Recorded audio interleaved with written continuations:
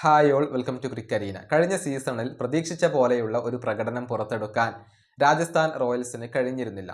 അതിന് പിന്നാലെ ഫ്രാഞ്ചൈസിക്കകത്ത് പലവിധ പ്രശ്നങ്ങളും ഉണ്ട് എന്ന റിപ്പോർട്ടുകൾ പുറത്തേക്ക് വന്നിരുന്നു. ക്യാപ്റ്റനായ Sanju Samson team മാനേജ്മെൻറ്റിനോട് എതിർപ്പുണ്ട്, അസംതൃപ്തിയുണ്ട്.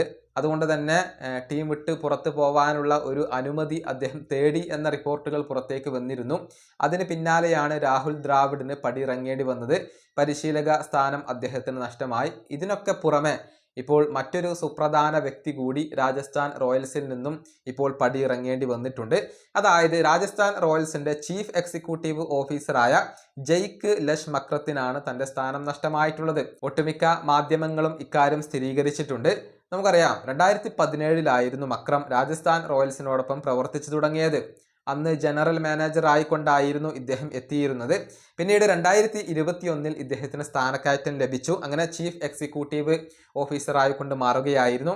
IPL ലേലങ്ങളിൽ Rajasthan റോയൽസിനെ പ്രതിനിധീകരിച്ചുകൊണ്ട് പങ്കെടുക്കുന്ന വ്യക്തികളിൽ ഒരാൾ കൂടിയായിരുന്നു മക്രം. എന്നാൽ ഇനി മുതൽ അദ്ദേഹത്തെ നമുക്ക് കാണാൻ കഴിയില്ല. അദ്ദേഹം ഇപ്പോൾ പടിയിറങ്ങി എന്നുള്ളതാണ്. കാര്യമായ അഴിച്ചുപണികളാണ് ഫ്രാഞ്ചൈസിക്കകത്ത് നടക്കുന്നത് എന്നാണ് റിപ്പോർട്ടുകൾ ചൂണ്ടിക്കാണിക്കുന്നത്. നേരത്തെ ക്രിക്ബസ് ഒരു കാര്യം പറഞ്ഞിരുന്നു. ടീമിനകത്ത് തന്നെ ഇപ്പോൾ 3 വിഭാഗങ്ങൾ ഉണ്ട് എന്നാണ് ഇവർ കണ്ടെത്തിയിട്ടുള്ളത്. സഞ്ജു സാംസണെ പിന്തുണക്കുന്ന ഒരു വിഭാഗം, റിയാൻ പരാഗിനെ പിന്തുണക്കുന്ന മറ്റൊരു വിഭാഗം, അതുപോലെ തന്നെ ജയ്സോളിനെ പിന്തുണക്കുന്ന മറ്റൊരു വിഭാഗം എന്നിങ്ങനെയായിരുന്നു ക്രിക്ബസ് കണ്ടെത്തിയിരുന്നത്. ഏതായാലും സഞ്ജു ഇപ്പോൾ ഈ ഒരു ഫ്രാഞ്ചൈസി വിടാനുള്ള ഒരുക്കത്തിലാണ്.